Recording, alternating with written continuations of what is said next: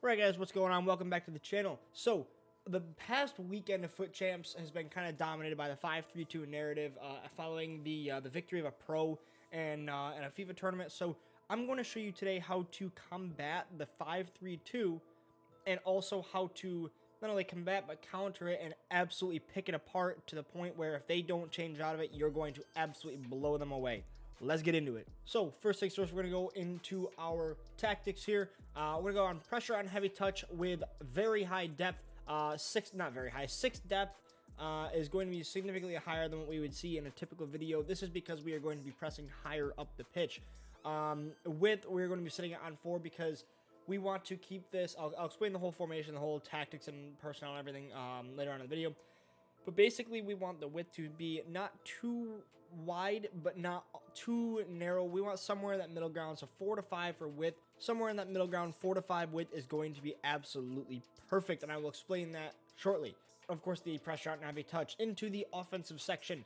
We're going to be on fast build-up. The problem with the 5-3-2, it's a great formation, but the wingbacks get bombed up the pitch and it leaves them exposed at the back because it's kind of a disorganized where somewhere in that midfield, they're going to have someone going forward. They need a center attacking mid. They can't just attack with 2 players. And a lot of the time, they're going to attack with 2 players in that midfield. So that will leave them with 4 to 5 people back, depending on how many attacking midfielders they want to deploy in that formation. So we want to quickly get at them, quickly hit out at them.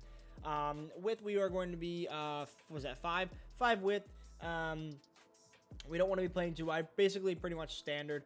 Players in the box, corners, free kicks. This is all personal, as it always is in all of my tactic videos. Instructions for players. We're going to start with the midfield. We want it to be a balanced attack for your box to box, or for your central attacking midfielder. Bruno, in my case, is my left center mid. He is going to be my more attacking midfielder. We're going to have him completely set to default, except for defensive positioning. We want him cover center. Going on to the other defender, or the other midfielder, he's going to be more of our defensive midfielder, more of our box-to-box.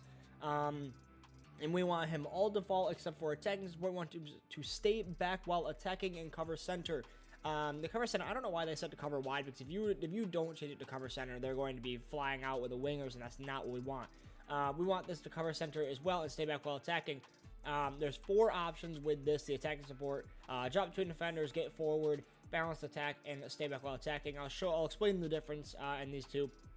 But we want Wijnaldum to be our box-to-box. We want him to stay back while attacking, where if you need to send him forward using the L1 tactic, you just press L1 and aim in his direction, and it will send him on a run forward if you need him to get forward.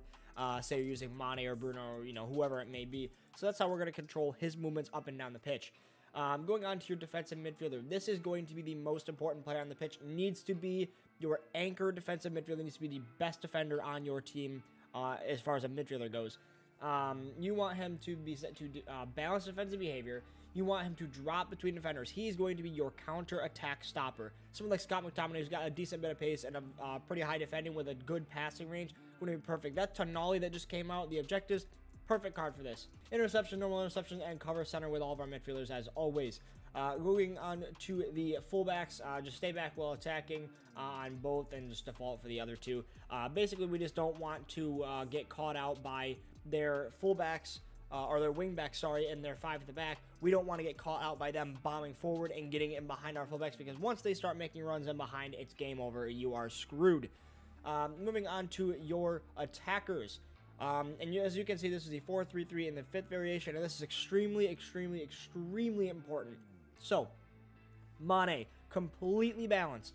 You are going to be controlling him making runs by pressing L1. L1 is the modifier that makes them go on runs. It's the button that sends them on runs. So you're going to be using L1 to send them on runs. That is how you're going to control Mane. Other than that, he's going to roam around the center of the pitch and occasionally make runs whenever he sees it fit. And then you want 2 pacey wingers that can dribble. 5-star skills is probably going to be the best that you can have on the wing, and you want them to be fast. There's more reasons behind just attacking. You want them to be fast for defensive purposes as well.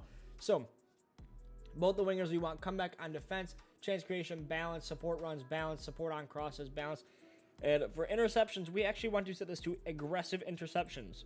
I will explain this. Aggressive interceptions, we wrote them, I don't know why it wasn't already set. So essentially, I'll go into a little gameplay and show this. Essentially, in your 5-3-2 that you're going to be playing against, the first thing that a lot of players are going to be doing is looking to your wing backs. You are going to be looking to cut that out as quick as possible. So when you have Ronaldo and Rashford, who are my two wide players in this formation, when you have them set to aggressive interceptions, you are going to be blocking that passing lane, forcing them to go forward. Here's where we get them. They force it down the middle of the pitch, where Mane, Bruno, McTominay, and Wijnaldum will all be. Really, really compact midfield there. When we go to tactics and you have pressure on heavy touch, we're not doing pressure on turnover because that's how you get really cut out, because it's the 7-second thing is a bit too long. You want it to be ideally 3 or 4. That's how you quickly get the ball back. When you go to 7, that's how you start getting players caught out.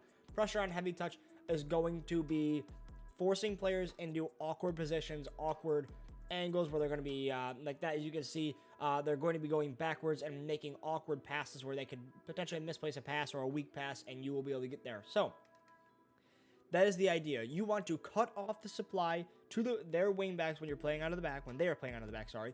Cut off the supply and then really control that midfield. The only way that they will be able to get out is if they play it back to their goalkeeper and bomb it up the field or pick out a couple of good passes in the midfield. But more often than not, you are going to get the ball back. And that is exactly why we have the depth on defense set to 6. You can even turn that up one more if you wanted to. A lot of the high-tier pros will be playing with their depth extremely high and very high press because it is extremely effective this year.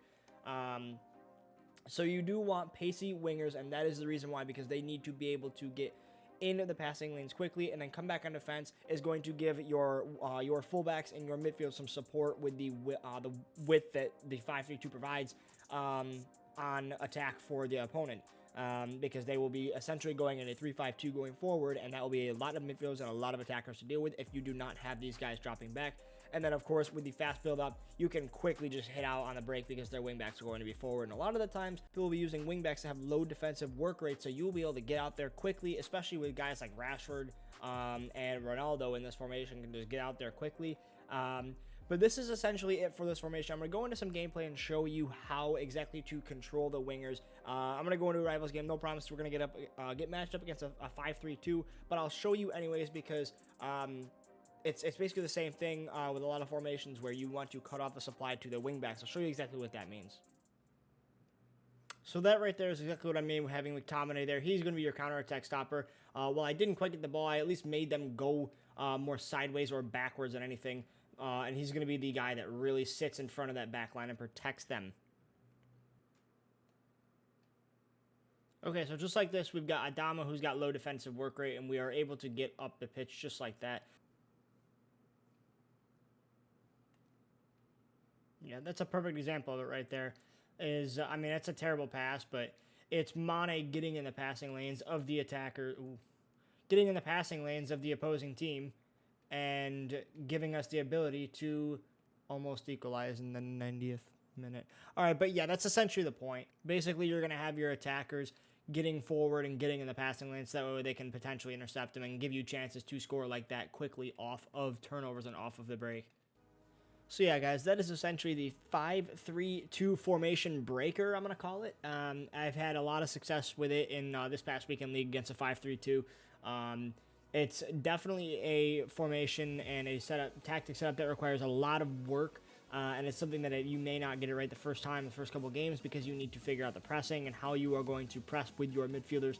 But it's one of those formations that when you finally do get that figured out, you get the player rotation and everything figured out, it's extremely lethal and can create for a lot of counterattack goals that the opponent may not exactly be ready for, and will honestly often lead to a lot of frustration and rage quits. So guys, if you enjoyed that video, make sure you smash that thumbs up and subscribe to the channel. I'm going to have a 5-3-2 formation guide coming out shortly, so make sure you turn notifications on so you can be the first one to know when I upload new videos. Let me know in the comment section down below, what are your thoughts on the 5-3-2? Do you think it's just a fad because of a pro player won the tournament with it, or do you think it's here to stay? Guys, we'll see you in the next video.